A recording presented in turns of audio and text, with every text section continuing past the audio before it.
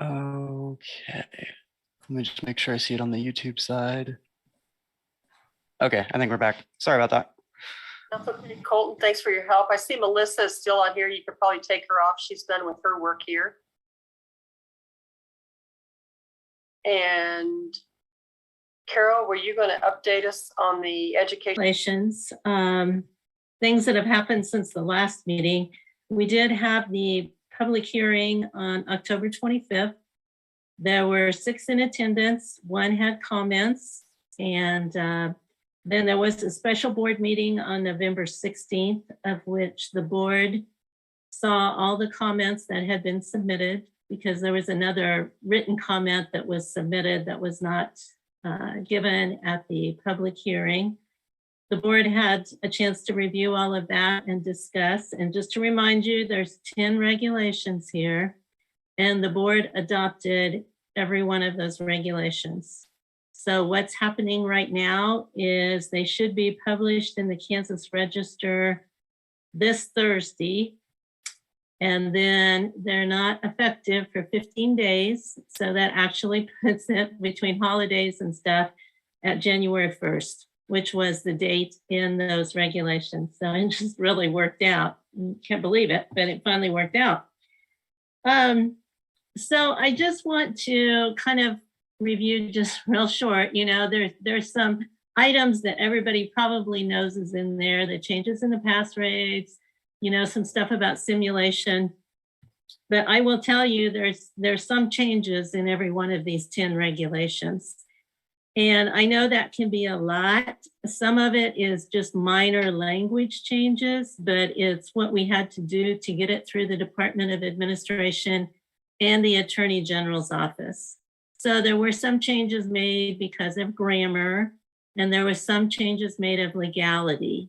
So I just to draw your attention to one of them, you heard this in the site visit reports, a couple of them about licensure denial under KSA 651120. Okay, that's not going to be the language going forward after January 1st. It's going to be licensure disqualifications pursuant to KSA 651120, which I know doesn't probably seem like much, but it is language change. So for that reason, I know there's a lot here. And so what I was going to offer up to the committee, and they can either direct me to do it or not, it's totally up to the committee. But what will happen with these, once January 1st is here, we will update the Nurse Practice Act on our website. We can publish all of these newly adopted ones on our website in a separate place. But what you have to understand is there's no strike through and there's no underline anymore. That has all went away. So it's not very easy to spot the changes unless you probably know them like I do, because I've worked with these for, I think, 3 years now. So what I was going to offer up to the committee is I would be more than glad to take these 10 regulations, and I would be glad to highlight in yellow the changes, get them to Janelle, and she can send them out to the program administrators if you think that would be helpful. Otherwise, you're probably going to have to go word by word in 10 regulations, because again, there's been subtle changes in some of these. Some of them are very big changes and you'll identify them right away, but I just thought it might be more helpful if I did that and just highlighted in yellow. There won't be any strike through under, because we can't actually put that out anymore, but I certainly could highlight the new ones if you would like me to do that. It'd be pretty easy for me to do, actually. So any comments from the group? I think that sounds great to dig through 10 regulations. Although I also have been messing with this for 3 years, so I kind of know what they are. And I don't realize somebody else doesn't know some of those minor changes, if you will, in wording or whatever, but are things that we need to know in detail when we get ready for a site visit or get ready for any kind of approval, and to keep our program running within the regulations, restrictions or requirements that we have. It's a little bit easier to know that on the front end than to find out that when somebody reviews you and says that's not right. So Dee, what do you think? This is Dee. I would absolutely, I think that all program directors across the state would be very thankful for that. So thank you for offering. So Okay, Carol is Well, one of the few, Carol's one of the few people that I know that offers to make more work for herself, but she does that by the smile on her face, and we appreciate that. So unless I hear opposition, we'll direct Carol to go ahead and help us with that. Thanks, Carol. okay, no problem. I just don't want anybody to get caught and they're like, oh, wow, I didn't realize there was that change. I don't want that to happen. So I want to be very transparent about this. My second question is, when we started down this process, I think close to 3 years ago, the plan was to do the undergraduate first, then to do the graduate, and then to go to the mental health technician. So my question to the committee is, do you want me to start working on the graduate ones now? Because some of them have the same language as the undergrads. So hopefully if we change the language that we need to match the undergrad, what we can, hopefully they'll go through the process a little bit easier than the undergrad did. But if you want me to start working on those, I certainly could bring a draft back in. I don't know if I'll have it done by March, depending on what the legislative session looks like, but definitely by June to committee, and you could start the review of it if you want me to do that. You know, I too, at the beginning of this, I think we all assumed maybe 6 months, maybe a year to get this through, and we'd move on to the next group and be right away. When Carol mentioned that the other day when we were visiting, I'm like, oh yeah, we did say that, didn't we? Okay, well, the point is that we needed the consistency throughout the Nurse Practice Act. And it would be easier for everybody if it was like that. And we can't really validate a reason for it not to be the same. So does any discussion about that also? Are we for that, or Christina? Yeah, I would agree with you, Patsy. I think that's, I mean, that was the original plan. I think we should continue moving forward. Okay, so hearing no opposition, Carol, I guess line you up for some more work. There you go. Okay, no problem. Thank you. Thank you. Next thing on the agenda is follow up on site visit algorithms. And this is going to be brief, Madam Chair. This is Janelle Martin, Education Compliance Officer. I just wanted to say we've really only had the opportunity to work with the reapproval and satellite algorithms, which has been going extremely well. I think it's been beneficial. We've just followed those, and that's served, I think, to help the administrators. But I will mention that with these changes being approved for the education regs, it will affect those algorithms. So I just wanted to mention that I will be updating those and bringing those back to reflect the changes in the regulations so that we can look at those one more time to make sure that everything is clear and working well with all. I think we have 5 of them. I want to make sure those now fit, especially for the reapproval and conditional approval guidelines. Thanks for that, Tim. Okay, we'll look for that update. Yes, we knew that was coming. I think Right. those are helpful. A lot of work on the front end seemed to help straighten out a couple of the bumps that we've had through this COVID session. That's what I'm going to call it. So I think that'd be great. So maybe you'll be able to bring those back in March. I'm planning to do that. We'll see how that rolls, and then we can do that. So we'll bring it back to the group. So look for that. The next thing is spring 2022 site visits, virtual or in person. Janelle, is that the question? Yes, I think we've made that an item for you all to discuss and see where we are with this past semester or since the last meeting.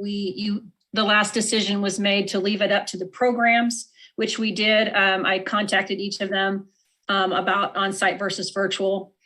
We still seem to have some accreditation that are doing on-site and others that are still continuing to do virtual. So that is still out there for program directors to deal with, at least as far as I know. I haven't heard any changes to that for the spring of 22.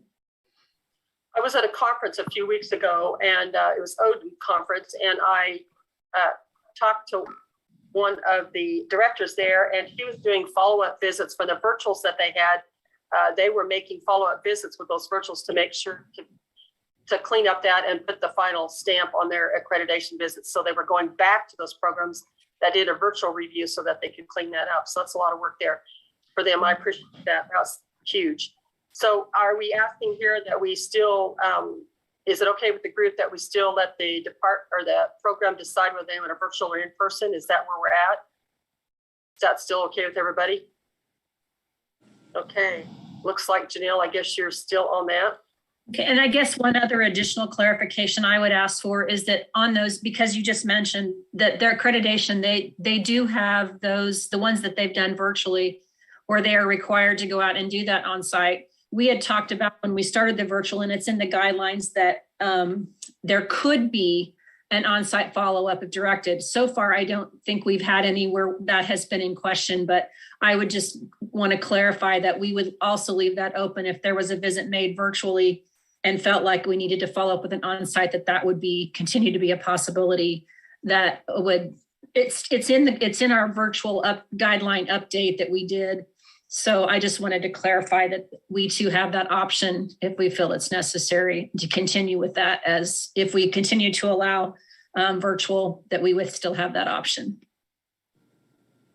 Okay, thanks for that. Any questions for Janelle regarding those choices for us? Okay, thanks for that. 2022 nursing and mental health technician program site visit schedule. Okay, as you can see, our 2022 is busy, and we just added 3 initial site visits to that as well. So I will be getting with folks to see if any of you have interest in doing one of those initial visits. Please let me know, because it will make a difference on when we can schedule those.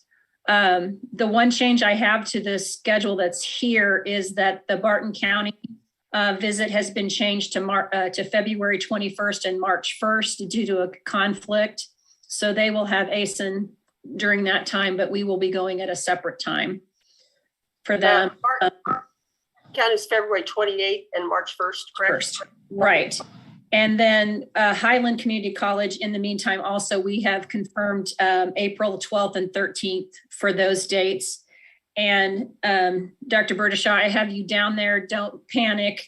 I've put some people in there. If those don't work out, I will work with you in a schedule. But if any of these dates don't work for people that are already on there, please let me know as soon as you can, and we will work on that schedule. And again, anybody who has interest in the initial visits for, let's see, 2 of those, one of those programs is in Overland Park, one is in Wichita, and one is in Beloit.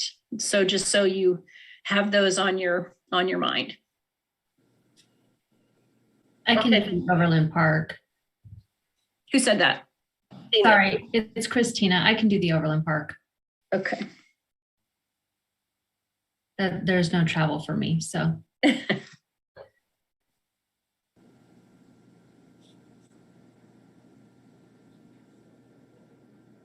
Okay. And I can follow up with anybody else. You can just email me. That's fine. And be bold and daring. I truly, I mean, if you're interested, help out there. So thanks. The next thing is petition for permission to retest summary. It's 9/1/21 to 11/16/21. Yes, and that's on page 431 of your packet. I think we have 8 new petitions for you to look at. And I did add to that grid, you can see graduation dates and when petitions received are the 2 pieces of information that have been added to that summary. And if there are any questions, before the motion, I'd be glad to answer. Any questions for Janelle? If hearing none, Michelle, I'll let you read the next motion. Okay. Is there a committee member that would like to make the following motion? I move to approve the petition for permission to retest summary from September 1, 2021 through November 16th, 2021, which includes Kitty Gadd, Cheyenne Trout, Jara Schumacher, Jordan Seek, Royale Villena, Taylor Abel, Audrey Shipman, Tiffany Barboza. Do I have a motion? This is Christina. I'll make that motion. A motion, do I have a second? This is Michelle. I'll second. Thank you, Michelle. Motion is second, any discussion? Hearing none, all in favor say yes. Yes. Yes. Anyone opposed, say no. Any abstentions? That motion carries. The next thing I have is an agenda for March 2022. I think we've already highlighted possibly the annual report Yes. data could be on there. The other thing was possibly a rewrite for site visit algorithms. Yes. And anything else we put on the agenda, it depends on where Carol's at with the rewrite, so we'll go with that. Anything else for the agenda for March? I think the board will probably be deciding in what capacity we meet, whether it be virtual or whatever. That'll probably happen tomorrow, so we'll type for that and we'll know. Anything else And we'll have annual pass rates. to bring in March? Yeah. And those annual pass rates, remember, are not held to the rewrite of the revision. Those will be to 2022 pass rates because they run in the calendar year, not the academic. So I don't want anybody to panic over the Christmas vacation. So Thank you for Okay. that clarification. yeah, that's the hot question. The next thing we have is adjournment. Do we need a motion for that? I ask that every time and everybody tells me no. So, okay, I have that changed. Thanks for your time today. And we'll see you tomorrow at the board meeting. Thank you, Thank- Pat. Okay,